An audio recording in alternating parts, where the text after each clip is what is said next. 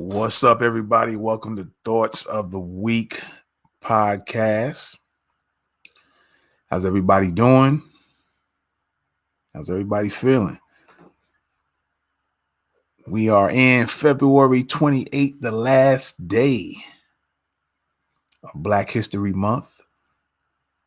And as you guys can see on the screen right now, we got we're gonna go into four different, can't say people, but one is a person, a couple of events, and the last one is kind of event / people. There's so many Black history facts or information that 1 month you couldn't get it all in 1 month, right? So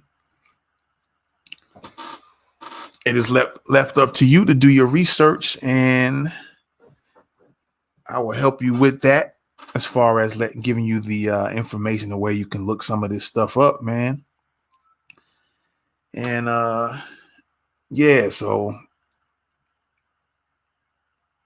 I thought I'd go ahead and finish the rest of this month, or the last day of this month, with some more information, because there's a lot out there that people don't know, right? There is a lot out there that people don't know. So with that being said, man, you know what it is. You're rocking with the best thoughts of the week. Let's get it. Do you know what you're listening to? You're listening to Thoughts of the Week. Oh, how's that?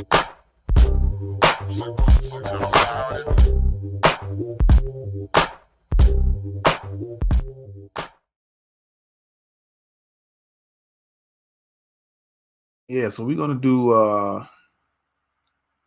we're gonna have ladies first here, man. Let's see what we can do here. Wanted to pull this up. Let me see if I can get it pulled up. We're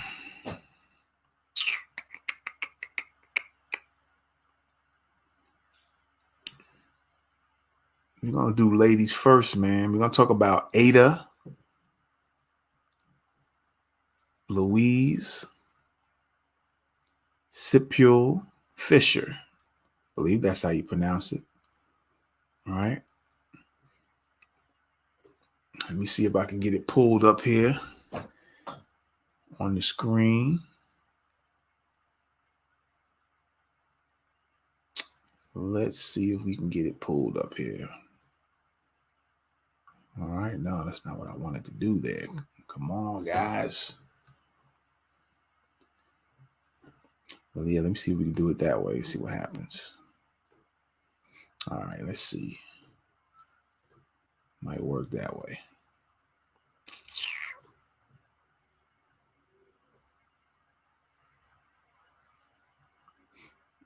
Oh, I see what's happening here. Oh, here we go. There we go. That's what I'm talking about. So you guys might be familiar with the website. The website is called blackpast.org. And we're going to get into Ada Louise Sipule Fisher. All right. Let's get into this right quick. Here we go. So Miss Fisher Miss Fisher. All right. So Ada Fisher was a leading activist, attorney, and educator who opened higher education to African American students in Oklahoma and laid the foundation for the Brown versus Board of Education decision. All right. After graduating from the segregated Langston University in 1945, Fisher volunteered to be the successful test case for admission to the University of Oklahoma Law School. All right.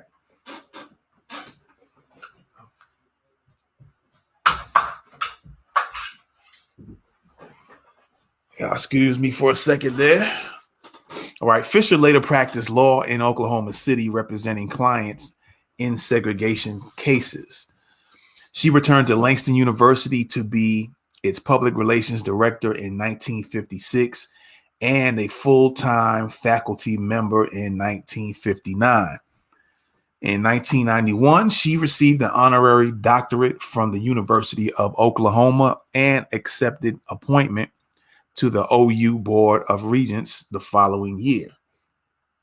Fisher's protracted case involved NAACP attorney Thurgood Marshall and Oklahoma attorney Amos Hall. When denied admission on the basis of race, Fisher filed a suit asserting that she must be admitted to the OU Law School since there was no comparable facility for African American students. Losing in state court, Marshall argued Sipule versus Board of Regents of the University of Oklahoma before the Supreme Court. The Supreme Court reversed the lower courts in 1948, but the state quickly created a makeshift law school in the state capitol building. Fisher was admitted to OU when this facility closed in 1949.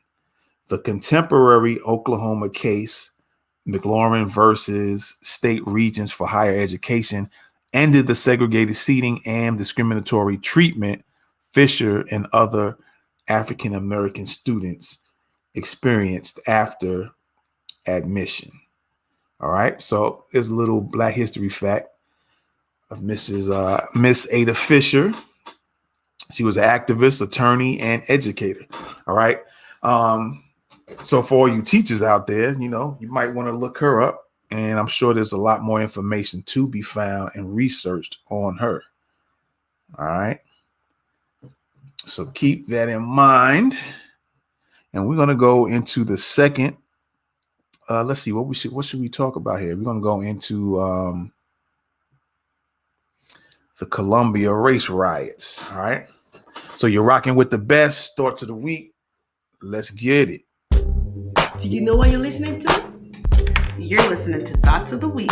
Oh, how's that?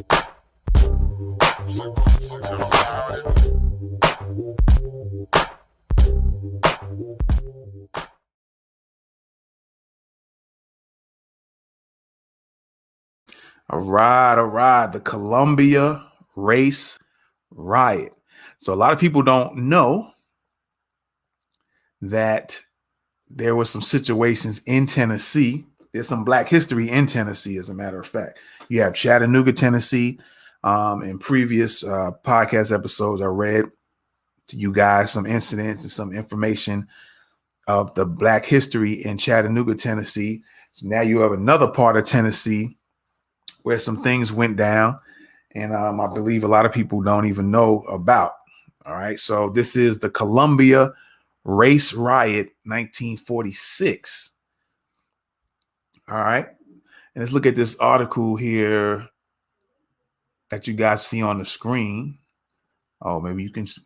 Okay, I know you can do that there. Okay, so this thing says the Daily Herald. I guess that was an old newspaper back in the day. All right, the Daily Herald. 70 are held in local jail after 7 are wounded in night-long racial riots. All right. Very interesting. Very interesting. So let's get into it, man. Let's check this out. And that was courtesy of the Tennessee Virtual Archives. All right. The race riot in Columbia, Tennessee, a town of 10,911, from February 25th to February 28th, 1946, was early example of post-war World War II racial violence between African Americans and whites in the United States. On February 25th, 1946, James Stevenson, a World War II veteran, and his mother, Gladys Stevenson, went to the Kastner Knot, a local department store, to pick up the radio that they had taken for repair, not knowing it had been sold to another customer. When Mrs. Stevenson demanded the radio, William Fleming Jr., a store employee, confronted her. Defending his mother, who was being verbally abused, Stevenson began fighting Fleming and threw him through a window, injuring him. All right. From what this looks like, it looks like it was a white employee. And here you have James Stevenson and his mother, Gladys. They're coming to the store to pick up her radio that they had taken in for repairs. And they didn't know that their radio was already sold to somebody else. And so when Gladys, Mrs. Stevenson, demanded the radio, you have William Fleming Jr., who is the store employee. You can kind of visualize how that went down. Some mouthing off went on, going on between the two. And of course, James didn't like the fact that this guy was talking to his mom crazy. So James grabbed William and threw him through the store window. So I guess this was the thing that set everything off in Columbia, Tennessee. All right.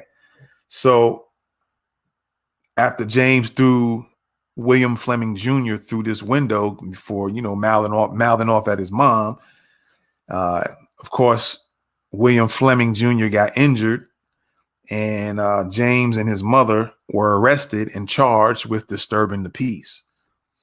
All right. Both pleaded guilty and received a $50 fine. The Stevensons were arrested again after William Fleming Sr., now this is the dad of the guy that James Stevenson threw through the window. So now the father filed charges against them, both of them, on behalf of his son for assault with the intent to commit murder.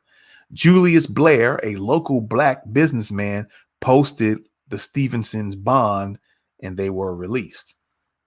During that time, however, a white mob, after hearing about the fight between Fleming and Stevenson, gathered at the Maury County Courthouse while black townspeople came together in Minkside. I guess that's another town or city in that Columbia area of Tennessee. A black business section, which is a black business section of that part of town. Concern about the fight and the possibility of mob violence against the entire black community prompted many of them to arm themselves. So you have these black people were making sure that they don't get harmed. So they ready to arm. They went and armed themselves just in case. All right. Now this is Tennessee. You would never thought this type of history ever actually went down, but it actually did. They decided to turn out the lights in Minkside. Mink Slide. It must have been a typo earlier. So it's called Mink Slide. A lot of you guys might be familiar with that wording from Tariq Nasheed. All right. So they decided to turn out the lights in Mink Slide and began shooting out the street lights. Hearing the gunshots, the Columbia police chief sent 4 patrolmen to Mink Slide. When the police arrived, blacks blocked their entry. More shots rang out and the 4 officers were wounded. Following the shooting, Tennessee State Safety Commissioner Lynn Bomar led other police officers and state highway patrolmen into Mink Slide.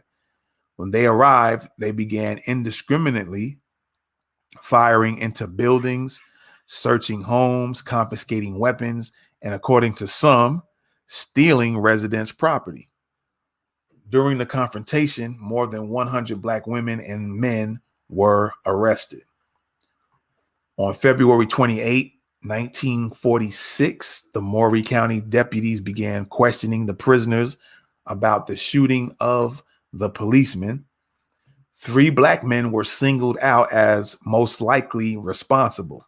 So you got James Johnson. These are the 3 Black men: James Johnson, William Gordon, and Napoleon Stewart. During the interrogation, Tennessee Highway patrolmen arrived and took the 3 men whom they accused of shooting at them to the sheriff's office. 2 of the prisoners, Johnson and Gordon, took weapons from the officers and began shooting at the other patrolmen. The patrolmen returned fire, killing both Johnson and Gordon and injuring 1 other prisoner. Stewart was not injured during the shooting. All right. The executive secretary of the National Association for the Advancement of Colored People, NAACP, Walter White, and chief legal counsel Thurgood Marshall came to Columbia to organize a defense for the remaining prisoners. They brought in attorneys Z. Alexander Luby of Nashville and Maxwell Weaver of Chattanooga for the upcoming trial. 25 Columbia Blacks were tried on charges of shooting at white policemen in nearby Lawrenceburg, Tennessee. On October 4th, 1946, an all-white jury surprisingly found only 2 of the 25 Blacks guilty, and the charges were later dropped. One reason for the verdict: many whites in Lawrenceburg felt embarrassed that trial had to occur in Lawrenceburg instead of Columbia, where the riot occurred. The Columbia Race Riot of 1946 foreshadowed the growing militancy of Blacks that would be seen in the numerous urban uprisings of the 1960s. All right, so there you go. There's another Black history fact and information there that I'm sure a lot of people didn't know. All right, so you're rocking with the best. We're going to get into the next one, man. Thoughts of the week. Let's get it. Do you know what you're listening to? You're listening to Thoughts of the Week. Oh, how's that?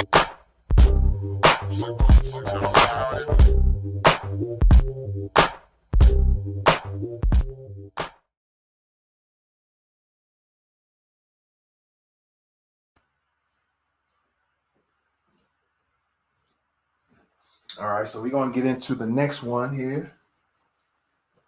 I'm sure you guys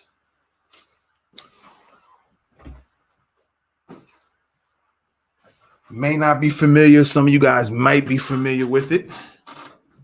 All right, a lot of people aren't aware that there have been a lot of riots that happen in America for with a lot of Black people, standing up for themselves. And it's interesting how they're making things today to the point of trying to make sure you don't get into that mindset now. They're doing everything under the sun to try to make sure something similar to way back then doesn't happen again. Yet there still continues to be a lot of mistreatment in a lot of different ways towards Black people. So, this is not we're not going to get into it today, but we're still seeing that that Biden is really doing things for other people, other races of people, and a lot of Black people getting ignored, and a lot of Black people who might have voted for him are starting to notice some things and kind of waking up to the situation. Like, whoa, wait a minute, we voted for you, but you seem like you making moves and doing executive orders for a lot of other people, and it's becoming becoming noticeable now at this point. But that's another thing, for another day. But it all has a little connection to it when you sit down and think about it. All right, so something to keep in mind, man. But we're gonna get into the Longview Race Riot of 1919. All right, I'm gonna get into that real quick here. I'm gonna pull this up, and I've noticed that me personally, I've noticed that I haven't seen or heard of anybody, doing too much Black history this month, and it seems like every year I say it's getting worse in the sense of, a lot of people are not talking too much about Black history, man. And it almost seems like it's to the point where they're trying to slowly make it disappear, so a lot of people there's been some people that seem like they've been getting offended because people have been posting things about Black history, the few people that's been doing it or talking a little bit about it. And like I said, it's so, Black history, the things that's been going on from riots to inventions to certain events to certain people. It's so much actual history just in the Americas alone, let alone the world history of Blacks and their contributions everywhere, man. It's so much, but it seems like so little is being even spoken about it. You know what I mean?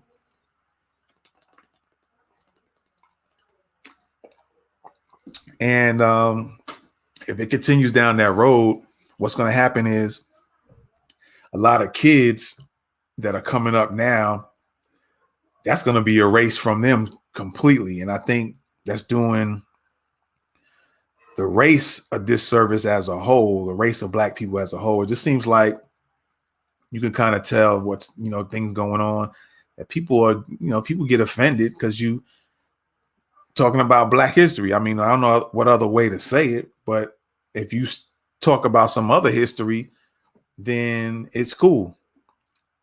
Well, people are getting offended because you're talking about legitimate history that's documented. And people get mad about that. It's kind of crazy, man. I don't get it. I really don't. But we're going to talk about, and this won't be the only time, it won't be during Black History Month. You guys can also check out the show called Black History Minute. And you can check out a lot of Black history facts there as well. So we're going to keep it going throughout the year regardless, I think it's important for Black children. It should be part of their growing up to learn as much information about their history as possible so they can see and be proud of the contributions and the things that were done. And so they don't grow up thinking that, hey, Blacks didn't do nothing, which I think is the goal for a lot of, a lot of people want it to be, where they don't want them to know that they made all these contributions and they invented things that people still use to this day, or certain inventions were the cause of new inventions. And that's where it originated from. All right. Because you got a lot of transportation things invented regarding transportation from Blacks. And due to that, now you see different offshoots of these original inventions, man, when it came to transportation and a lot of other inventions as well, man. So like I said, we could have went into just doing inventions alone. We could have done the whole month of February just on inventions. We wouldn't even have to do any events like race riots or something else. That's another category. You can look into race riots as just a separate category. You could probably find all types of rebellions and riots throughout the history of America and fill up the month of February alone. You can go into the medical field and you could do a whole month of that on the medical field when it comes to Blacks. You can do the same thing with inventions when it comes to Blacks. So it's so much that I think kids need to know what happened and what went down, so they won't feel so inferior, which I think, like I said, is the goal, man. I honestly think that's what's going on. And they're trying to, and been trying to erase the way Black history had been told. I mean, slavery anyway has been told. They want to make it, from my understanding, people were trying to say like certain schools in certain states wanted to be where they want to make it look like that slavery was okay and Black people liked it. But you clearly could see the throughout the different race riots that it wasn't accepted, mistreatment and stuff like that. Because you got the race riots in New York, you got the Cherokee Nation.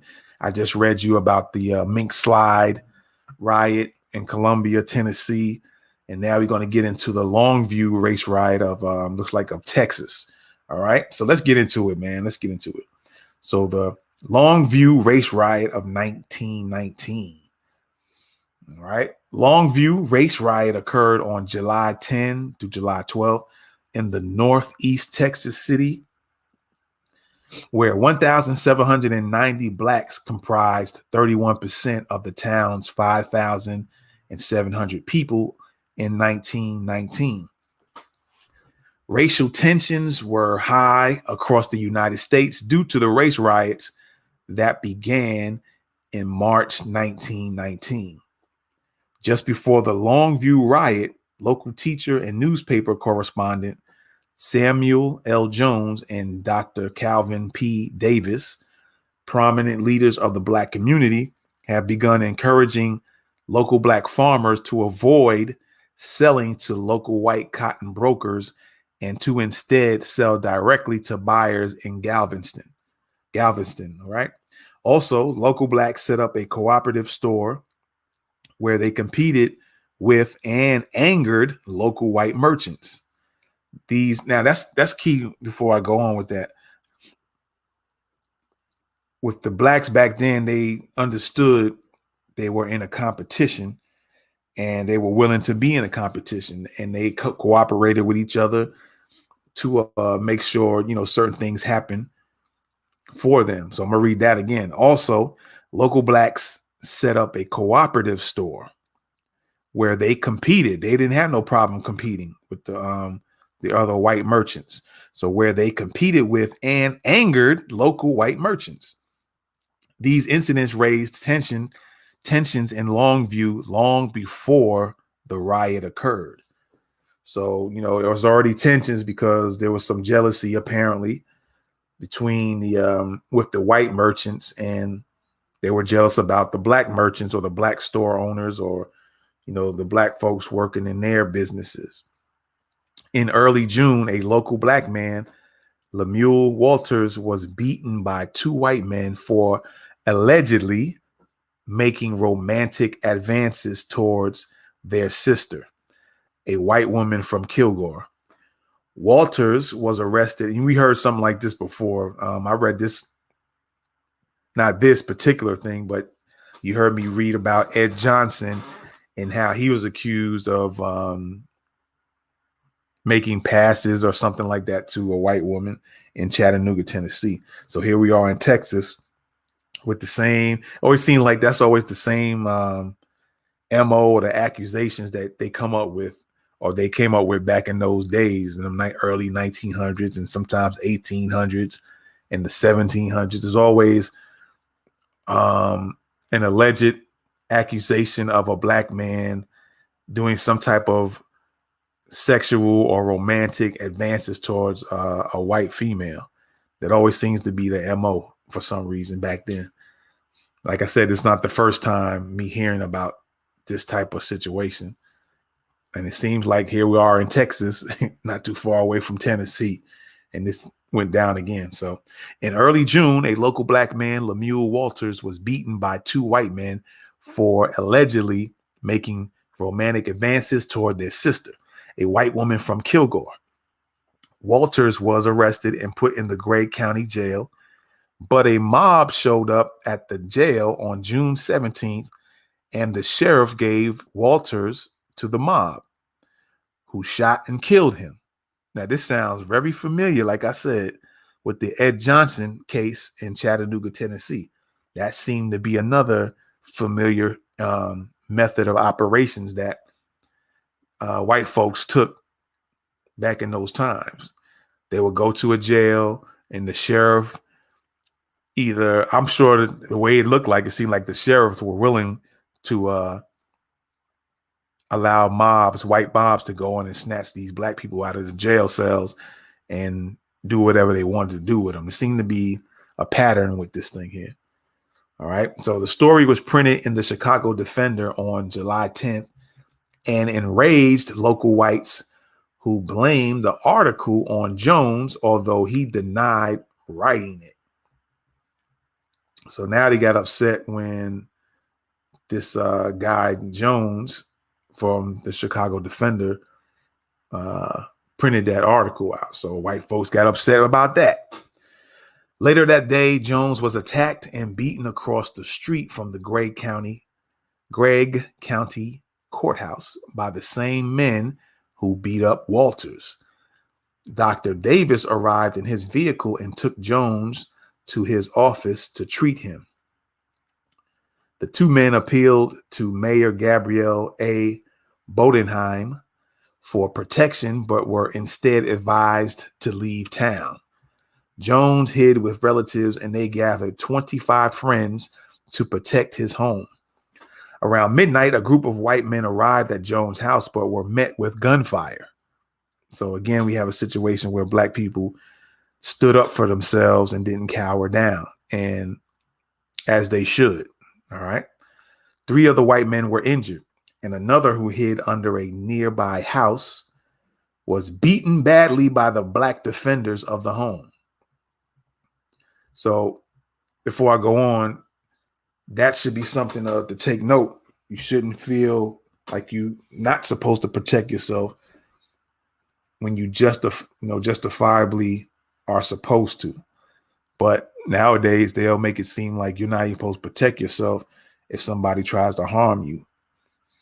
So this needs to be taught a lot more to black kids, like when they go to school and stuff like that, because the school system will allow kids to get their face smashed in and beat up and suspended if the child decides to protect themselves. That's kind of backwards, and I don't understand that, but that's the kind of the mindset of the school systems today when it comes to that type of issue, when kids are legitimately, protecting themselves, not starting any fights or anything like that. The school system still punishes those who do the right thing as when it comes to protecting themselves. So that mindset needs to change, man. Anyway, as the word spread, a crowd of almost 1,000 whites began to gather back in town, with some breaking into Welch's hardware store to take guns and ammunition. The crowd burned down Jones's home, Dr. Davis's home and office, and a black dance hall. Although Texas Governor William P. Hobby sent 8 Texas Rangers to Longview, the violence continued. On the night of July 12, Marion Bush, father-in-law of Dr. Davis, was killed by a local white farmer. On Sunday, July 13th, Governor Hobby declared martial law in all of Gregg County and ordered all residents of Longview to surrender their weapons at the county courthouse. An estimated 5,000 to 7,000 weapons were turned in, and more soldiers and rangers arrived in town to quell the riots. 17 white men were arrested for attempted murder on July 14, but all were released. 9 other white men were arrested for arson and then released. None of the men were prosecuted.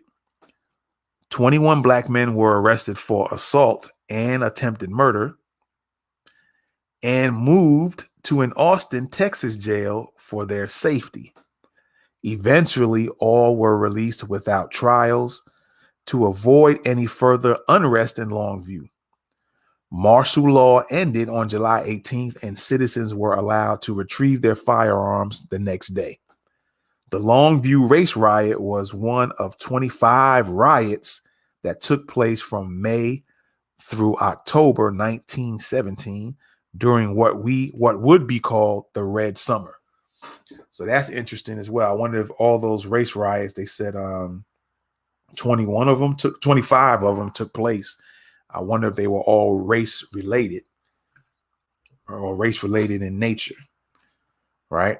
So there you have it, man. Like I said, it seems to have been a lot of what they call race riots that have been going on between blacks and whites. And it seems like during those times, a lot of black people stood up for themselves. But that's not the narrative that schools and the, put it in my fingers in air quotes, the system wants black people to know about or to be involved with, being able to protect themselves. But apparently back in those days and those times, they were very much into making sure they protect themselves. They wasn't going for the game plan. All right. So that is the Longview Race Riot. All right. So you're rocking with the best thoughts of the week. Let's get it. Do you know what you're listening to? You're listening to Thoughts of the Week. Oh, how's that?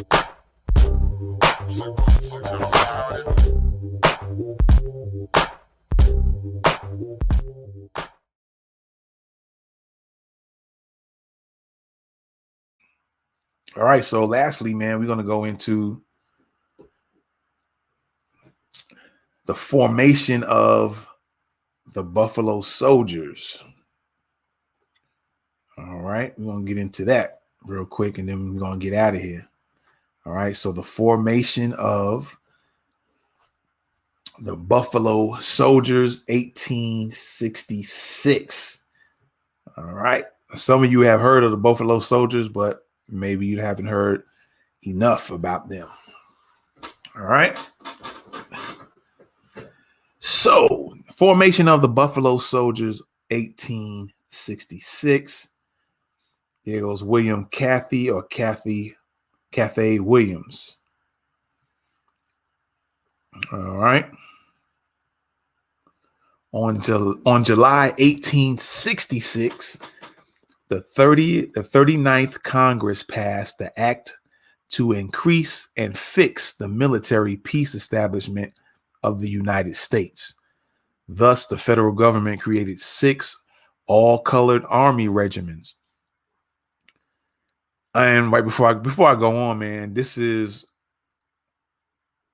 a showing that blacks were in the military. They were involved in the military as well. So those who are in the military currently, and for those who might see this podcast episode years later, don't let nobody ever tell you that you weren't involved in protecting the country and that you weren't patriotic and all that nonsense going on, because throughout history, blacks have been involved in every single war for America, and they were promised a lot of stuff and still didn't get what they were promised, even though they held up their end of the bargain, if you will. So I want a lot of black people to understand that, those who are retired from military and those who are currently in it, and those who might hear this broadcast later on and they see this broadcast later. Don't let nobody tell you about your being patriotic or saying blacks ain't patriotic because you standing up and talking against something that you don't agree with what other races of people or other people doing. Like I said, a lot of blacks were in the military, involved in every war in America. And that doesn't get told, you know. So on July 28, 1866, the 39th Congress passed the Act to increase and fix the military peace establishment of the United States. Thus, the federal government created 6 all-colored Army regiments. The units identified as the 9th and 10th Colored Cavalry Regiments and the 38th, 39th, 40th, and 41st Colored Infantry Regiment. Each regiment would have approximately 1,000 black soldiers led by white officers. This was the first time in the history of the U.S. Army that black soldiers became a permanent part of the military and as such was the most historically significant change in the makeup of the United States Army immediately after the U.S. Civil War. The impetus for creating the units was the gallant service of over 200,000 Black soldiers during that 1861-1865 conflict. Orders sent to Major Generals William T. Sherman and Philip H. Sheridan to raise 4 of these regiments. In Sherman's military division of the Missouri, the 38th Infantry organized at Jefferson Barracks near St. Louis, and the 10th Cavalry at Fort Leavenworth, Kansas, while Sheridan's Department of the Gulf provided the 39th Infantry and the 9th Cavalry, both organized in New Orleans. Elsewhere, the 40th Infantry, recruited largely in Baltimore and Washington, Department of Washington, while the 41st Infantry, taking most of its men from Kentucky and Louisiana, concentrated at Baton Rouge and Greenville, Louisiana, with Sheridan's Department of the Gulf. The initial 4 Black regiments, the 38th, 39th, 40th, and 41st, served throughout the South and the West during the Reconstruction period. Moreover, these units served as an important experiment testing the ability of Black soldiers to serve in the United States Army. All right. And there's a little map there. You guys who are watching the checking out on the screen. With some sites based on data on date range, Buffalo Soldier sites, dates and ranges. Okay. So you all seem to be from the northern, all from the north to the south of maybe the Midwest. All right. The 38th Infantry commander was Colonel William B. Hazen. The 39th Infantry commander was Colonel Joseph A. Mower. The 40th Infantry commander was Colonel Nelson Miles, and the 41st Infantry commander was Colonel Ronald S. McKenzie. In 1869, Congress, passing the Army Appropriation Act, deciding to further reduce the peacetime army to reduce cost, passed another army reorganization bill which provided for the reduction of the entire infantry to 25 regiments. General Sherman, now the commanding general of the army, noting that the law did not specify the survival of any of the colored infantry regiments, quickly ordered the 38th Infantry Regiment stationed in Kansas and New Mexico, transferred to Fort McKavett, Texas, to merge with the 41st Infantry to form the new 24th Infantry Regiment. The 40th Infantry in Goldsboro, North Carolina, traveled by rail to New Orleans, where it merged with the 39th Infantry to form the new 25th Infantry. So once they heard all this information that they wanted to, lessen the military, and I'm sure it was related to all these Black soldiers, they wanted to narrow things down. So they started merging and combining different infantry regiments so they could still fit them in there. This action guaranteed that at least two all Black infantry units remained in the peacetime U.S. Army. The 24th established its first headquarters at Jefferson Barracks, Missouri, under the command of Colonel Ronald S. McKenzie. The 25th established its first headquarters at Jackson Barracks, Louisiana, under the command of Colonel Joseph S. Mower. Incidentally, the 9th Cavalry commander was Colonel Edward Hatch, and the 10th Cavalry commander was Colonel Benjamin Grierson. And here's a picture of a couple of the Buffalo soldiers. They had the little swords with them. All right, they was looking clean, as you can see on the screen. All right, there you go. Nice pictures there. These infantry units, along with the 9th and 10th Cavalry regiments, then entered into a period of frontier duty in almost every state and territory west of the 100th meridian, including Alaska and Hawaii, and in a few eastern locations such as Fort Ethan Allen, Vermont, Madison Barracks, Sackett Harbor, New York, and military stations around Washington, D.C., Fort Myer. All 4 units came together to participate in the Spanish-American War in 1898 and the subsequent successful Filipino War, 1899 through 1902. These units continued to participate in U.S. military operations in the early 20th century, including the punitive expedition against Francisco Pancho Villa and his forces in northern Mexico in 1916. All right, so there you have it, man. The formation of the Buffalo Soldiers, how it this is how they got formed. And my understanding that there was one woman in the Buffalo Soldiers. And I believe this is the picture of her. I went to a museum probably a couple of years or longer, and I seen it was a black museum, and it was a picture of what would be I think she might have been the only woman in the Buffalo Soldiers. And her name was Cathay Williams. And sometimes they'll put the name in reverse, Williams Cathay.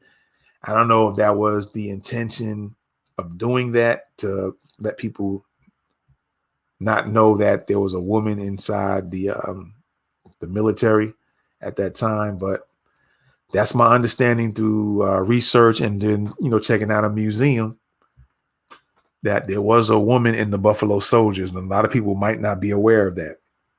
So that might be something you want to do. Go search and look up and find that out, and look into it a little bit further. All right. So there you have it, man.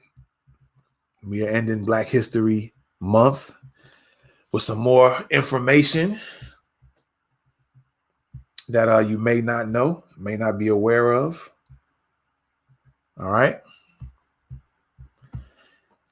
And I appreciate y'all, man, for checking us out once again with Thoughts of the Week podcast. I just thought it was important to go ahead and do something like this, because I continuously don't hear or see anybody too much even talking about it. Looking through all the social media, I found like 1 or 2 posts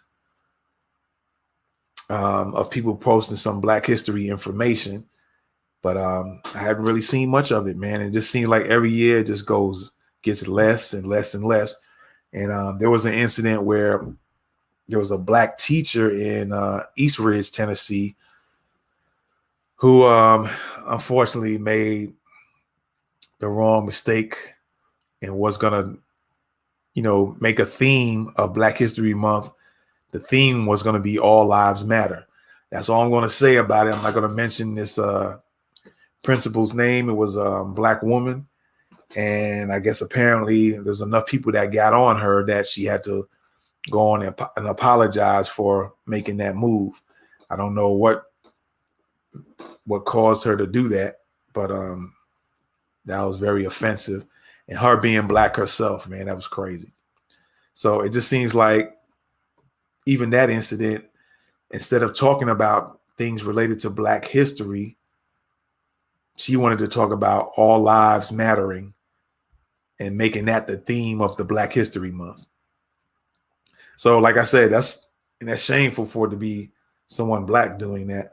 But I just thought I go on and do this because it just seems like every year it's getting less and less and less, to the point where it seems like they're trying to erase any type of history that Blacks had involvement in. And it just goes to show that Black people really did build this country up, and really not getting the reparations that we do deserve because of it. So, but I thought it was very important. So before I get out of here, man, you guys been seeing the pictures behind me. You have Claudette Colvin. She came. A lot of people might not even know about her. I'm sure there's people that know. I'm not saying nobody knows, but there's probably a lot of people that don't know. Before Rosa Parks existed, there was Claudette Coven right here. All right. That's Claudette Coven. She did what Rosa Parks did way before Rosa Parks did it. And there was a lot of, I say, excuses why they didn't really put her out there as the first one that refused to move on a bus, if I'm not mistaken here. And they were saying because she was pregnant and had a child. So that was looked down upon back in those days. And so that was the reasoning why they didn't put her as the first woman to do that. But she actually, again, that's Claudette Coven, and she was actually the one who did what Rosa Parks did way before Rosa Parks did it. All right. And so, again, for the women, we have, of course, Harriet Tubman.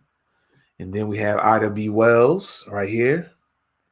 And then we have Frances Quest Welsing.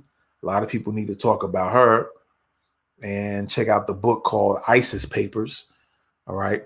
And it was important to have some Black women on as pictures as well. I didn't do too many Black history information dealing with women. I did a little bit, but there were a lot of Black women involved in Black history.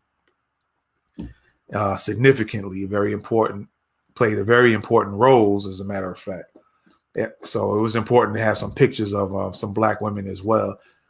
And of course, you guys know or may not know, there's Neely Fuller Jr. He's still alive now. My understanding, he's still alive. A lot of people might not know about him, but you can look him up on. You go to YouTube, you can hear a lot of interviews with him talking. All right. Of course, we got Claude Anderson here. You guys know Malcolm X and Martin Luther King. And there's probably still people who don't know that Martin Luther King, originally his first name was Michael. And I forget the story of why it changed or how or whenever, but there was something behind the change of his name. And of course, we have Dick Gregory. You know, he played a very important role. He had some information, boy, when he came on the internet, or whenever he do these meetings or these conferences, he always had the fire information, factual. And every time he was in interviews, he'll say, you know, go ahead and punch up whatever he say to punch up, and you can go on Google and punch up and type in the information he said to look up, and whatever he was talking about would come on, you know, will pull right up. So when it came to knowing some stuff about some suspicious incidents or events, he had the information, and he was always confident. He was very confident when he said he had the best research team on the planet. And I wonder who he actually knew, because he would kind of say things and you wonder if he was talking in code, or he was actually giving it to you, but he just wasn't providing the names. Like he'll always, every now and then he'll say military intelligence, he'll say naval intelligence, and, you know, certain little things he would do all the time. And you wonder who he was really connected with that would give him a lot of information. And I think he was given the autopsy pictures of I forgot the Black guy's name who was with Bill Clinton. He had apparently got they saying he died in a plane crash. It was a Black guy who died in a plane crash. I think it was part of Bill Clinton's cabinet at one time, but doctors or somebody gave him the autopsy reports showing that this Black guy was actually shot in the head, I think. So it wasn't that he died in a plane crash, he was shot. And so they gave Dick Gregory, you know, they trust, even white people trusted him with information. They would give him information that they probably wouldn't give anybody else. So a lot of white people respected him as well. So so there you go, man. Black History Month is come and gone now. But we won't, like I said, you guys can check out a show that I also do called Black History Minute, where I try to stay at least under 2 minutes. A few of my videos, a couple of them went over a minute, which is cool because certain information needs to get out. And but I try to keep it under 2 minutes for sure. And that way people can get that little tidbit of information. If they want to go further with it, they can do some more research with it. But those some more episodes will be coming for Black History Minute as well. And so, yeah, so we won't stop with the Black information because people need to know. Like I said, they're trying their best to try to delete any type of Black involvement in the world. They're trying to delete the history as much as they can. They're trying to change the history books and put false information. And so at this point, a lot of public schools have been lying to kids anyway. So there's no secret. There's no secret to that. Just some people are not aware of it, I guess. So again, I appreciate y'all, man. I thank y'all for coming in. We will check y'all out again, man. So Black History Month. Appreciate it. You guys check out the past videos I did for Black History Month. Share with your families. Do some more research. And see what you guys can find. And then teach your kids about it so they can grow up not feeling like they wasn't worth anything or they didn't have, so they can have their mindsets to want to even go further than the Blacks in Black history. Like I said, Black people have been involved in business, science, inventions, the military, sports, so many events that took place. There's been a lot of race riots where Black people stood up for themselves. They weren't made to feel or tricked into not standing up for themselves. That's another thing that it's kind of seeming like they're trying to push, is trying to make you a weak and not stand up for yourself nowadays. And unfortunately, a lot of Black parents are falling for that same game and teaching their kids to do the same thing, to kind of stand back and bow down, if you will, when they have legitimate reasons for standing up for themselves, let alone protecting themselves physically. So a lot of these Black people from different states and cities didn't have a problem defending themselves physically with weapons or without weapons. So, and these are the things that should be taught to Black people, should be taught to all races, really. But I know what the psychological part or the psychological piece of that would be, and this is why they'll probably keep you or prevent this from happening. All right. So with that being said, man, I appreciate y'all. We're going to get on out of here, and we'll see you next time, man, on Thoughts of the Week podcast. You're rocking with the best. Thoughts of the Week. Let's go.